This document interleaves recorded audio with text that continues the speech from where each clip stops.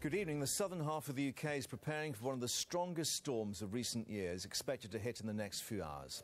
Gusts of wind in excess of 80 miles an hour are expected to start battering the southwest from around midnight. They're then expected to blast across England and Wales throughout the day. Torrential rain also forecast, with 3 flood warnings already in place. It all means a chaotic start to the working week, with tomorrow morning's rush hour on the rail network feeding London effectively cancelled. No trains are expected to run before 9 a.m, and even then there will be a limited service. Tonight, rescuers are also trying to locate a 14-year-old boy who was swept out to sea off Newhaven this afternoon. Well, let's get more now with Alex, who's in Weston-super-Mare for us. And Alex, of course, it is that southwest that's going to get hit first. What's the picture looking like there now? Yeah, very, very bad, really, in the southwest. We are getting some fairly worrying news in from Newhaven on the south coast. Reports there that a 14-year-old boy has been swept into the sea. He is presumed drowned, of course. The police are describing it as a very distressing incident and say everything possible is being done to try to find the boy. Now, what we know is he was swimming with a friend about 10 metres out, and it's presumed he was then washed out to sea.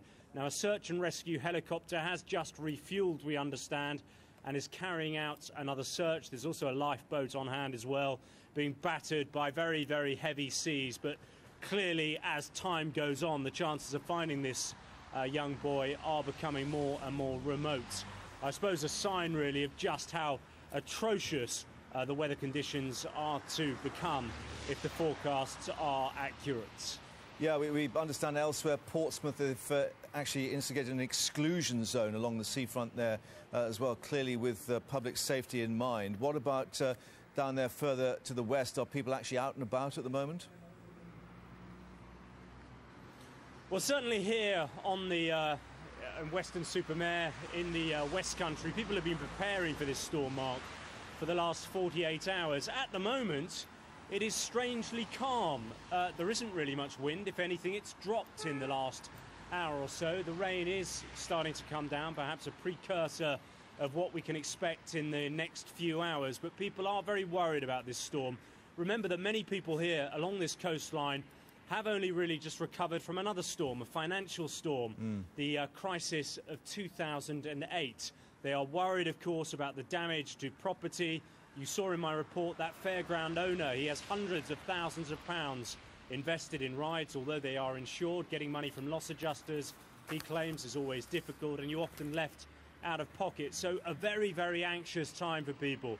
But certainly the advice from the emergency services, stay inside, wait until the storm has passed, don't venture out until it has returned to some semblance of calm. Alex, thank you for that. Let's just update you now with some news we're getting from Heathrow about the situation with regards flights. Around 60 have now been cancelled at Heathrow, the latest coming through from the airport, mostly short-haul and European destinations. Gatwick, Stansted and Luton, urging passengers to keep up to date with the status. No cancellations reported as yet, but clearly as they assess this storm front as it moves in, then we may learn more. But it looks as if long-haul should be OK, but certainly those short-haul flights to Europe at the moment are being hit quite badly from Heathrow.